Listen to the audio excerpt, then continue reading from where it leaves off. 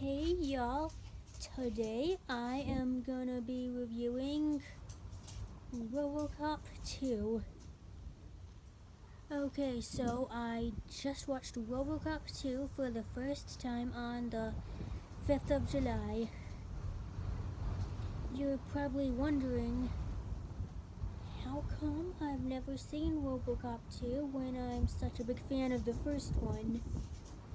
Well, I did not know that RoboCop 2 existed until the 19th of February when I was flipping through the channels on live TV, and I stumbled upon RoboCop 2,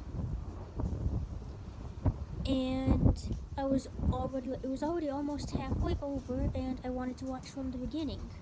So I exited live TV and tried to see if I could find it on any streaming service. Strangely, YouTube had the first RoboCop and RoboCop 3 for free.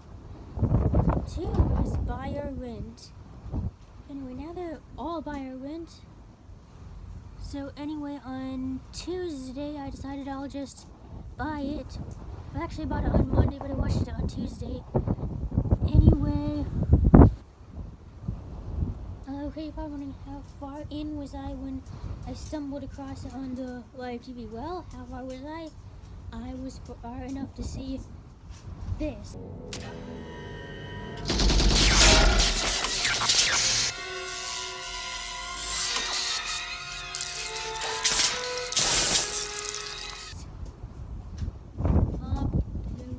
RoboCop. Okay, so RoboCop's hand gets blown off by a young boy. Yep, that's right. You heard me right.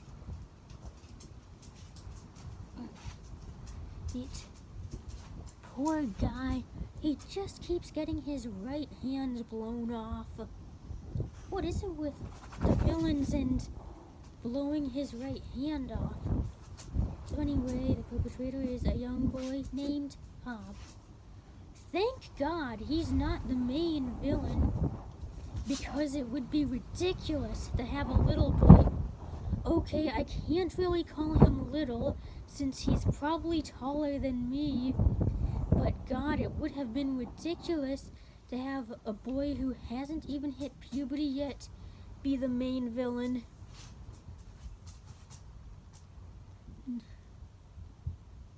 In a movie like this, he does become the leader of the gang when Kane dies.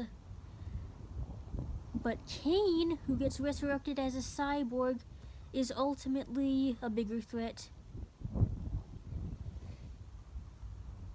Okay, now you're probably wondering, so why is this kid a drug lord?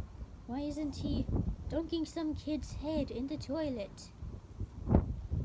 Yeah, I was wondering the same thing, and I'm still wondering. The movie never explains that. And he seems to think he's all grown up, because when a guy calls him cute, he thinks the guy is flirting with him. This says $50. That's cute. Don't be a queer. Yeah, I'd be creeped out too if some kid thought I was flirting with him just because I called him cute. God, no. Okay.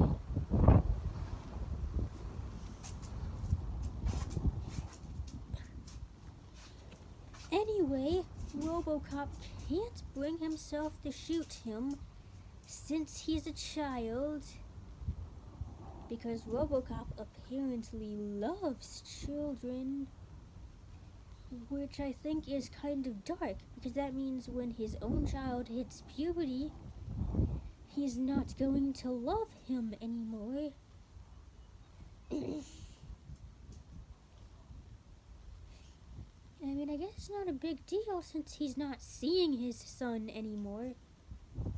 But yeah. Anyway, speaking of his son, why does his son look so different than he does in the first movie?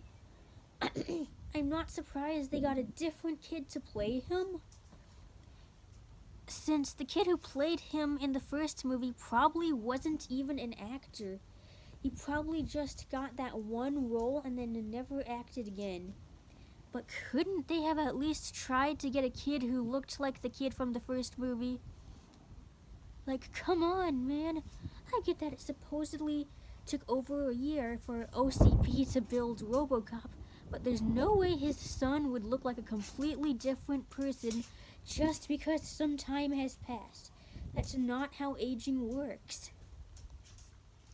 Also, he even looks like that in RoboCop's flashbacks, so they can't even use the fact that some time has passed as an excuse.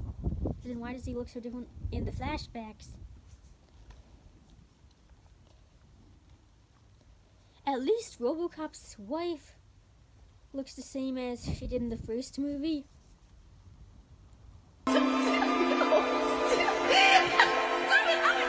Dad, are you raping Mom? No, Jimmy, I'm not raping Mom. I'm just tickling her feet, for Christ's sake. Oh. It's so dark that he's not even allowed to tell his wife who he is. All he can do is spy on her until she freaks out and files a suit against OCP. Anyway, so RoboCop and Lewis are the only officers on duty now. The other cops are on strike.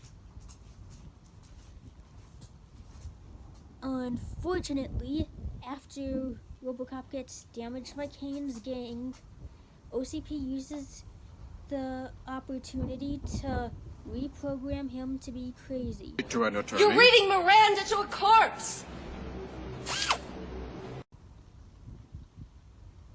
Now, why did they reprogram him to be crazy, you ask?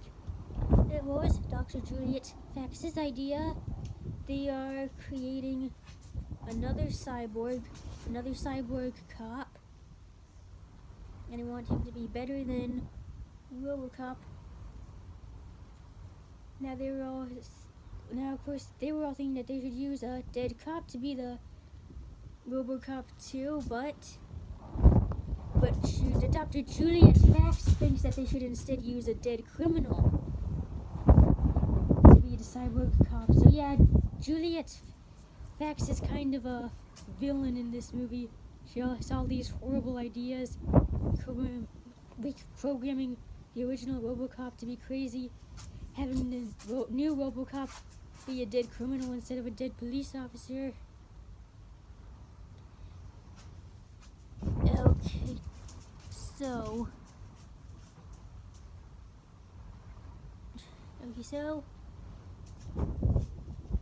don't worry. RoboCop electrocutes himself and erases all those crazy directives that she programmed into him. Another villain, Officer Duffy. Didn't see him at all in the first movie. He's a dirty cop. Officer Duffy is bribed by Kane's gang to give information about OCP, and he pays the price.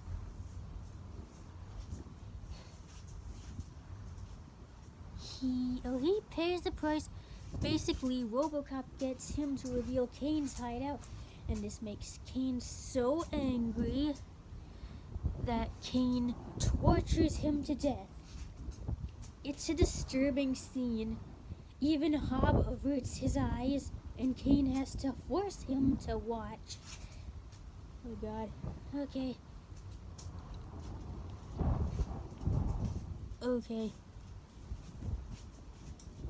But I would say that overall, I give this movie a 6 out of 10.